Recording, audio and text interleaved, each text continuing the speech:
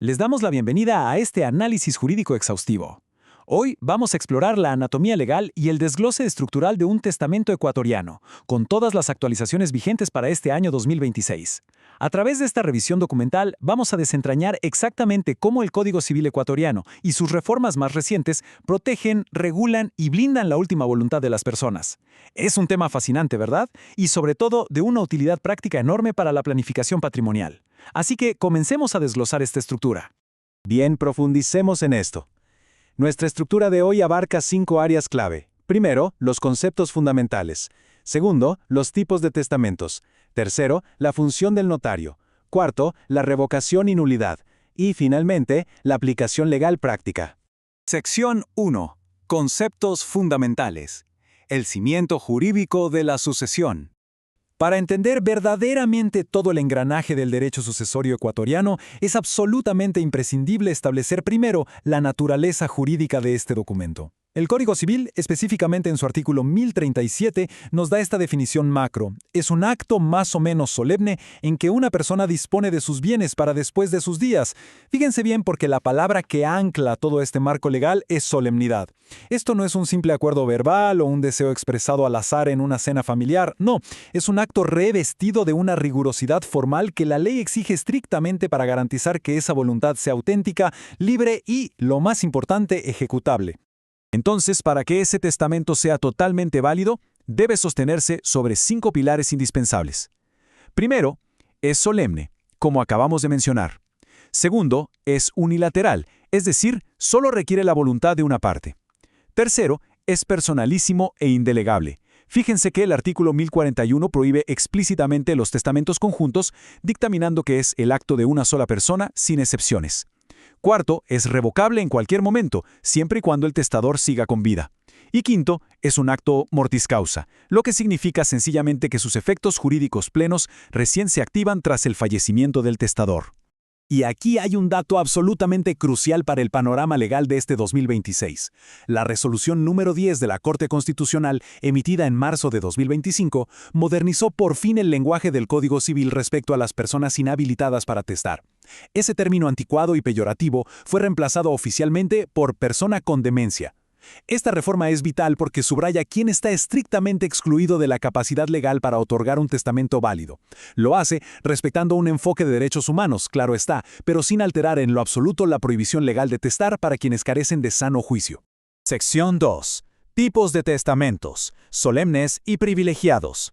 Ya con la teoría conceptual clara, es momento de observar cómo funciona esta división mecánica en el Ecuador. La diferencia fundamental en las formas solemnes radica básicamente en la visibilidad. En un testamento solemne abierto, el contenido del documento se lee en voz alta. Los testigos saben exactamente cómo se van a distribuir los bienes. En contraste total, el testamento solemne cerrado mantiene las disposiciones en el más absoluto secreto. El testador simplemente presenta un sobre sellado declarando que ahí dentro radica su voluntad. Así de simple. Esto protege la información de miradas ajenas hasta el mismísimo día de su apertura legal. Ahora, lo que resulta verdaderamente fascinante de este esquema es el rigor cuantitativo de la ley. La solemnidad se mide en gran medida por el número de testigos requeridos.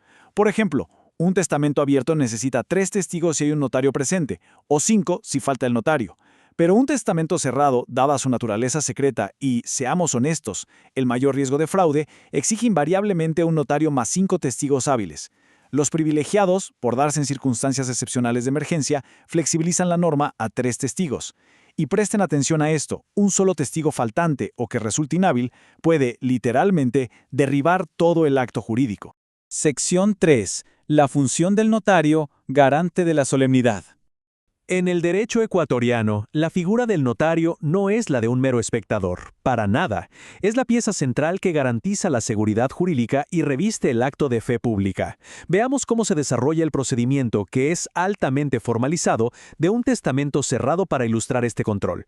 Primero se presenta el sobre cerrado. Segundo, el testador debe declarar de viva voz que ese documento contiene su última voluntad.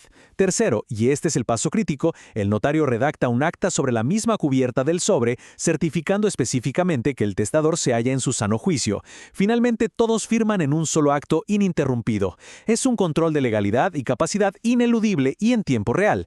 Y esto ilustra de manera brillante la función notarial como el escudo supremo contra futuras demandas de nulidad. Al certificar la capacidad mental, al autorizar, protocolizar y custodiar el documento, el notario está previniendo de raíz los conflictos hereditarios, protegiendo a los herederos y, lo que es aún más importante, blindando la voluntad del causante contra manipulaciones externas.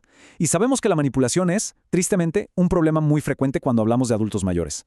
Sección 4. Revocación y nulidad. Cuando el sistema falla. Bueno, ahora toca analizar las herramientas que contempla el Código Civil para esos casos donde la voluntad simplemente cambia con el tiempo. Y aquí surge una pregunta que siempre cautiva en la práctica. ¿Puede un testamento ser revocado de forma tácita? Pues bien, la respuesta es sí. Aunque un testamento anterior no se revoca automáticamente por completo solo porque exista uno posterior, el Código dictamina de forma clara que cualquier disposición en el testamento previo que sea incompatible o contraria a lo dictado en el nuevo documento queda tácitamente revocada. La incompatibilidad por sí sola anula lo anterior. Pero, más allá de cambiar de opinión, existe la anulación absoluta. Un testamento pierde toda su validez jurídica por estas causas precisas. Si hubo cualquier grado de fuerza o coacción, es completamente nulo en todas sus partes, sin ninguna excepción, tal como lo marca el artículo 1045. De igual forma, si se omite una solemnidad indispensable o si el testador carecía de capacidad mental al momento de firmar, todo el sistema colapsa. Esto nos ancla nuevamente a la importancia fundamental de esa rigidez notarial de la que hablábamos hace unos minutos. Sección 5. Aplicación legal práctica, casos especiales y caducidad. Aquí es donde la teoría pura del Código Civil se enfrenta a situaciones extremas de la vida real. Tomemos un ejemplo fascinante derivado directamente de la ley, el testamento marítimo. A diferencia de un testamento solemne regular que dura para siempre hasta que alguien lo revoque, los testamentos privilegiados tienen fecha de caducidad. Si una persona otorga su testamento a bordo de un buque en alta mar, el documento es válido, por supuesto. Sin embargo, si ese testador desembarca y sobrevive, la ley impone un cronómetro estricto. El testamento solo mantiene su valor jurídico si el fallecimiento ocurre dentro de los 90 días posteriores al desembarco. Si supera ese plazo, el documento caduca automáticamente. Es una locura, ¿no? Avancemos un poco para ver cómo todo esto construye las verdaderas implicaciones tras el fallecimiento, porque no basta simplemente con leer el testamento. En la práctica real, tiene que ocurrir la aceptación por parte de los herederos, y aquí aparece una figura vital, el beneficio de inventario.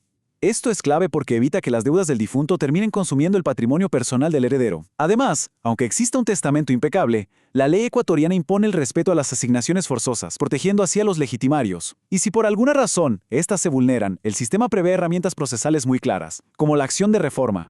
Entonces, el punto crucial de toda nuestra revisión es este: la seguridad jurídica. Todo este marco del Código Civil, desde el rigor casi matemático de la redacción hasta la inquebrantable fe notarial, no existe para crear obstáculos burocráticos engorrosos. Existe para blindar la voluntad de quien ya no va a estar ahí para defenderla. Una planificación sucesoria meticulosa es verdaderamente la base indiscutible para evitar litigios desgastantes entre las familias y para asegurar el respeto absoluto al patrimonio. Al contemplar la inmensa profundidad y la exigencia de todo este entramado legal, queda una reflexión final sobre la mesa. Con todos estos requisitos de capacidad, solemnidad notarial y causales de nulidad tan estrictas, ¿es posible que un patrimonio familiar sobreviva intacto y sin conflictos si se ignora el rigor del Código Civil? La realidad es que la ley proporciona absolutamente todas las herramientas de protección, pero su eficacia final depende enteramente de una planificación oportuna y bien asesorada. Confiamos en que este análisis haya sido de profunda utilidad para desentrañar y comprender el panorama testamentario ecuatoriano de cara al futuro.